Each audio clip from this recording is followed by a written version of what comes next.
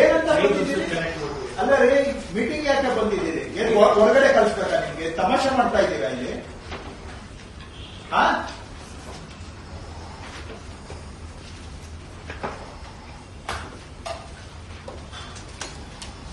ಎಷ್ಟಾಗಿದೆ 5 ವರ್ಷದ ಖರ್ಚು? ಎಷ್ಟು ಜನ ಇದ್ದೀರಿ ನೀವು ಇಲ್ಲಿ ಅನಿಮಲ್ ಹಸ್ಬೆಂಡ್ರಿ ಅವರು?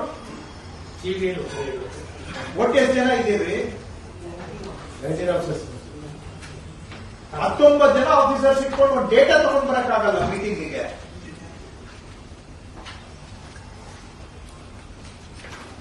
ಫಸ್ಟ್ ರಿಲೀವ್ ಮಾಡಿ ಇವತ್ತು. Relieve I don't want to continue. Please relieve. ಯಾರಾದ್ರೂ ಬರುತ್ತೆ. ಇವ್ರಿಗೆ ಇಷ್ಟು ಒಂದು ಬೇಸಿಕ್ ಗವರ್ಮೆಂಟ್ ರೆಸ್ಪೆಕ್ಟ್ ಇಲ್ಲ ಅಂತ ಹೇಳಿದ್ರೆ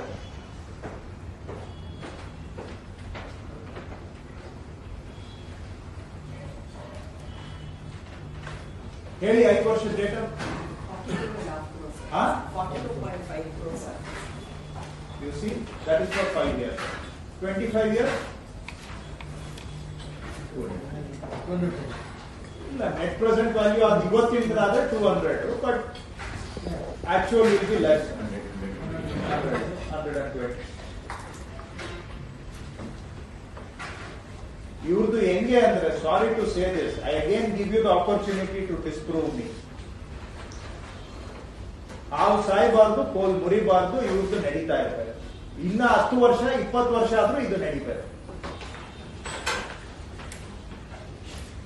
ಯಾರು ಇದನ್ನ ಅಡ್ಮಿನಿಸ್ಟ್ರೇಟ್ ಮಾಡೋರು? ಯಾರು? ಏಜೆನ್ಸಿ ಯಾರು ಹೇಳ್ರಿ? ಏನು ಇಲ್ಲಿ ಕಿವಿಯಲ್ಲಿ ದಾಸವಾಳ ಹೂವು ಇಟ್ಕೊಂಡು ಕೂತಿದ್ದೀನ? 5 ಸರ್ವಿಸ್ ಪ್ರೊವೈಡರ್ಸ್.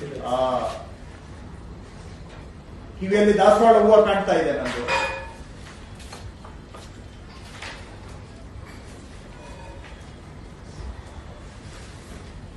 ಜನ ಇಲ್ಲಿ ಸಾಯ್ತಾ ಇದ್ರೆ ನಿಮ್ಗೆ ಚೆಲ್ಲಾಟ.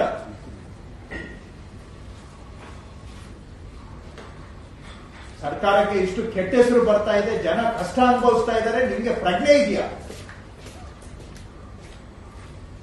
ಲಕ್ಷಾಂತರ ಸ್ಟೆರಿಲೈಸೇಷನ್ ಮಾಡಿದೀರಿ ಅಂತ ಹೇಳ್ತಾ ಇದ್ದೀರಾ. ಪಾಪ್ಯುಲೇಷನ್ ನೋಡಿದ್ರೆ ಹಂಗೆ ಇದೆ. ಏನು ಮ್ಯಾಜಿಕ್ ಇದು?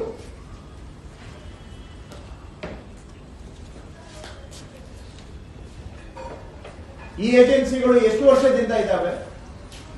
98 ಸಬ್ಮಿಷನ್ಸ್. ಸೆಟಿಲ್ 19.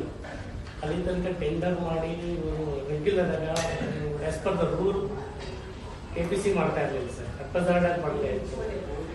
19 ಆದ್ಮೇಲೆ ಟೆಂಡರ್ ಮಾಡಿ ರೆಗ್ಯುಲರ್ ಆಗಿ ಅಲ್ಲಿಂದ ಆಪರೇಷನ್ ನಡೀತಾ ಇದೆ ಸರ್. 5 ಸರ್ವಿಸ್ ಪ್ರೊವೈಡರ್ ಇದ್ದಾರೆ.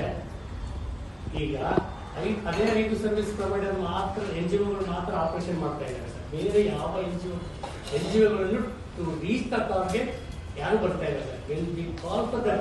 ಪರ್ಫೆಕ್ಟ್ಲಿ ಮ್ಯಾನೇಜ್ ಸಿಸ್ಟಮ್ ಇದೆ, ಅದು ಹೇಳಿ. ಔಟ್ಸೈಡರ್ ಬರೋ ಆಗಿಲ್ಲ, ಇನ್ಸೈಡರ್ ಇವರೇ ಇರಬೇಕು. ಇನ್ನ 100 ವರ್ಷ ಆದ್ರೂ ಇದೇ ಕೆಲಸ ಮಾಡ್ತಾ ಇರ್ಬೇಕು. ನಾನು ಹೇಳ್ತೀನಲ್ಲ ಪದೇ ಪದೇ, ಬೆಂಗಳೂರಿನಲ್ಲಿ ಹಳೆ ಕಲ್ಲು ಹೊಸ ಬಿಲ್ಲು, ನಿಮ್ದು ಅದೇ ಸಂಸ್ಕೃತಿ.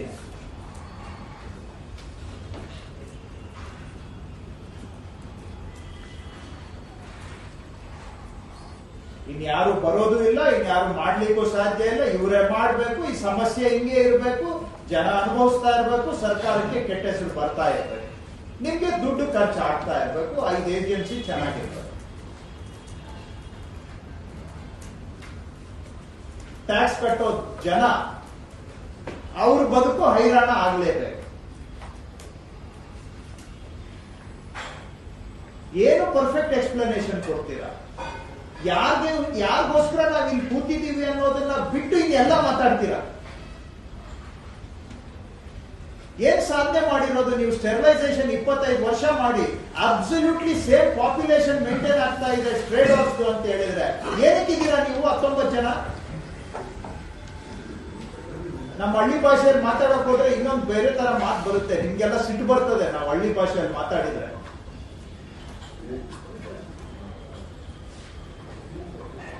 ಟ್ಯಾಕ್ಸ್ ಕಟ್ತಾ ಇರ್ಬೇಕು, ಇಲ್ಲಿ ನಡೆಯೋದು ನಡೀತಾನೆ ಇರ್ಬೇಕು ವರ್ಷ ವರ್ಷ. ಏನ್ ಸುಧಾರಣೆ ಏನ್ರಿ ಮಾಡಿದ್ದೀರಾ ನೀವು? 19 ಜನ ಇಟ್ಕೊಂಡು 5 ಏಜೆನ್ಸಿ ಇಟ್ಕೊಂಡು.